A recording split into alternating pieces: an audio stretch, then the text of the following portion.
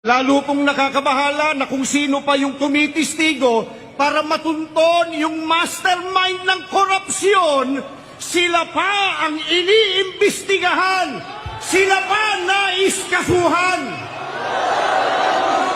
Mga kababayan, saan po kayo nakakita na yung tumutulong sa investigasyon para mapalitaw ang punot dulo ng katakot-takot na nakawan sa gobyerno ang siya pang sinisiraan?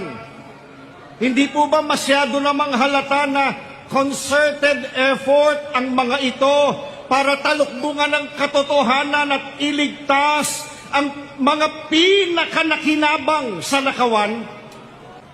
May ilan sa mga nasa gobyerno, media, mga abogado at maging ilang political analysts na matatalino sana, may kakayahan magpaliwanag ng tama at totoo, ngunit tila nais baluktutin ang batas.